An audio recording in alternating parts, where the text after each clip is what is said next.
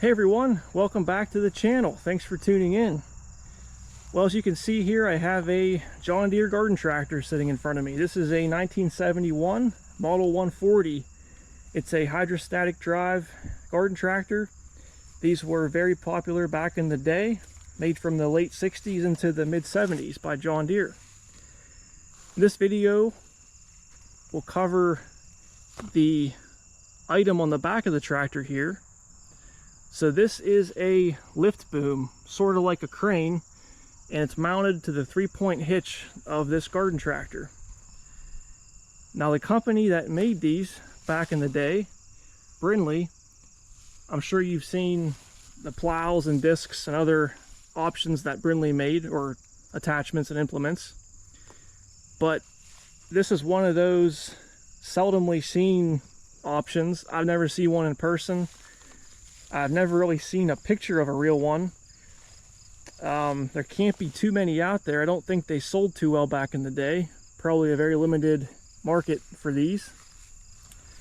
But a gentleman in the early 2000s, I read, he made a handful or so Reproduction lift booms off of the original. So I don't know how many are exactly out in circulation, but this was always something that I've wanted since owning the tractor with a 3-point hitch. So I thought, why not make one myself? So I didn't start out from scratch, completely from scratch. Somebody in a John Deere forum back in maybe 2004 or so, they posted a lot of measurements and specs on the Reproduction units. So there were some sketches kind of made to scale, like a 1:1 to scale, like somebody had traced this plate on a sheet of paper and scanned that paper in. And so they put some specs in there for the pipe and some of the other items. So I had a pretty good start on it, and looking at the brochure I had, I thought a few of the dimensions didn't quite look right. So I ended up tweaking a few things to sort of make it my own design. There's definitely not another one of these out there to these exact specs or how I really built this. So we'll go ahead and, I'll go ahead and show you how we built this thing. So again, it mounts off the tractor's 3-point hitch. This is a standard drawbar which pins between the 2 bottom draft arms on the hitch. You can buy these pretty easily. They're fairly available. You don't use the John Deere top link with this. The top link is actually part of the lift boom itself. So pretty simple. There's 2 brackets here, and these are just 1/2-inch plate which have 2 bends in them. So there's a bend line here and a bend line here. Just a single 5/8 bolt at the bottom to bolt through the drawbar. There are 3 holes up here at the top, and you can pull this pin out and actually change the pitch of the lift boom in relation to the bracket. So you can sort of adjust your starting pitch on the boom. So there's just a cross pipe welded through the main pipe, and that's just a standard 5/8 hitch pin. So this top link plate, it's welded to the main body of the boom. It comes up and pins where the top link would normally pin from. So as you can see, this plate, it tapers up to the pin. And I made 2 spacers to keep this plate from sliding side to side within the bracket on the back of the hitch. So that plate right there and this plate up here, they have the same outside profile and outside dimensions. The only difference was, from the pictures, some of these had 3 lift holes, some only had 1. So I thought, why not make the one with the 3? I think it looks cool and it might be practical. I don't know, I've never used this yet. But it made it pretty easy because this plate and this plate are basically the same. So I went with 1/4-inch plate here. I believe that's what the original one was, to the best of my knowledge. The pipe, it's roughly 4 feet long, so 48 inches. It is a 1.5 inch schedule 80, so it's not quite 1/4 inch wall. It's pretty heavy.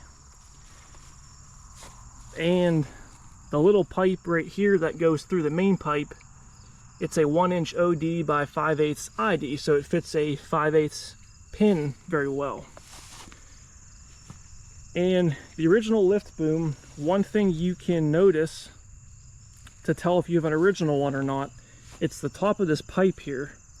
And I'll show a picture now. It almost looks like Brinly crushed or kind of formed the end of this pipe, and I didn't know how to replicate that. So the easiest thing I thought of would just be to buy a steel cap, the same outside diameter as the pipe, and it's sort of domed on top, not quite domed, but it does have a nice, you know, radius on it. And I welded that right into the end of the pipe. This cap was already beveled, so the end of the pipe was already profiled to leave room for a weld to wrap all the way around there. So I welded the cap to the pipe all the way around, and then I came in and welded this bracket or this plate clear along the edge, so it, you know, the weld starts up here on the cap and comes down here on the main body of the pipe. Same down here, I welded both sides. I'm not a welder, so don't be judging my welds too hard. And I welded that cross pipe in there to the main pipe. I actually had to order this special. This is a 5/8 diameter S-hook. It's actually designed for lifting, so it's rated for lifting with a safe working load of 500 pounds. Again, I have no idea what this was originally designed for by Brinly to actually lift. I've not tried to lift anything yet, mostly because I need to replace my lift cylinder. This was an aftermarket one because had a hard time finding an original one, and I knew the threads were messed up on the bottom where the, you know, fitting threads into, and it has a slight leak to it. So I need to replace the cylinder before I end up having a problem on my hands. But when I change that cylinder out, get all that hydraulic stuff fixed, I will be testing this thing. I at least want to pick up 100 pounds or a few hundred pounds, at least try to. Right now the tractor's set up with front wheel weights and a front slab weight, and that's mostly for show, but that's how I took it to the tractor show with, because for you to lift anything considerably heavy back there, you would definitely need some counterweight up on the front end of the tractor. And it would make sense if you're lifting heavier objects, you would definitely want to lift closer into the boom. If you're lifting more bulky objects, maybe don't weigh as much, you have more range out there, you can lift from the very end of this. Right now I have the hydraulic or the 3-point lowered all the way to the ground. And if you wanted to lower the boom even more, you would just need to adjust the 2 arms. You can actually set those down much lower as a starting point, and that would get the end of the boom much lower off the ground. Right now, the way the geometry is, if I pick this up all the way, that boom, it goes roughly vertical. So you would never really lift anything that high anyway, but so that's pretty much it. It's relatively simple. I didn't have very many hours into it. But I was starting off with some good information. Again, I had access to a CAD program, just made getting the plates to a shop much easier. Otherwise, I would have to have cut these plates by hand. Wouldn't have been impossible, just would have been much more time consuming, and this looks factory. So all these plates were water jet cut, so the surface finish is relatively nice. The holes were water jet cut in the plate.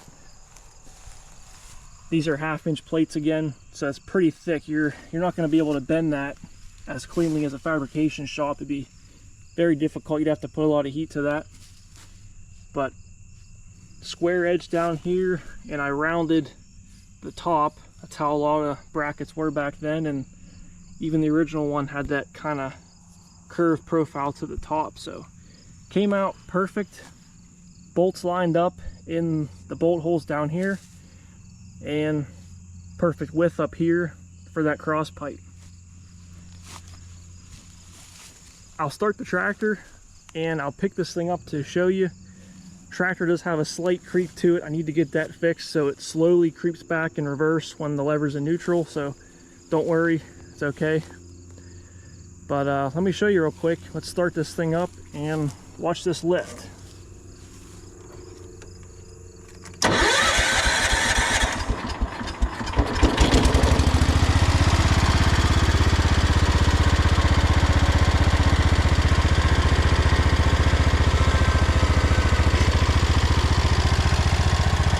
So that's as high as it lifts.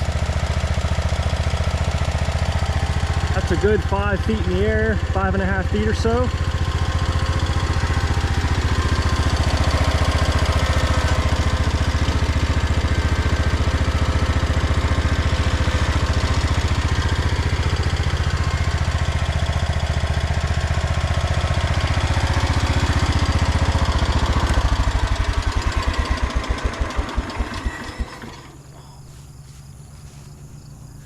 So that's pretty much it. A lot of talking, I know, but hopefully you found it interesting. I think it turned out great. And I'll show a few pictures now of the different steps of fabrication.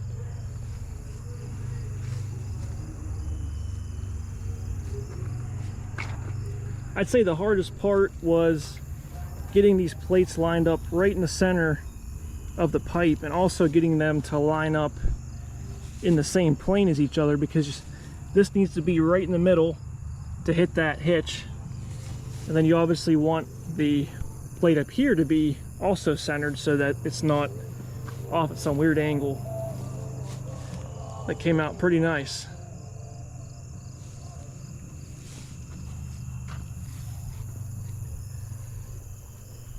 Well, like I said, that's about it. If you have any questions, feel free to leave a comment down below. I'll try to get to all of those. And as always, thanks for watching. Until the next project.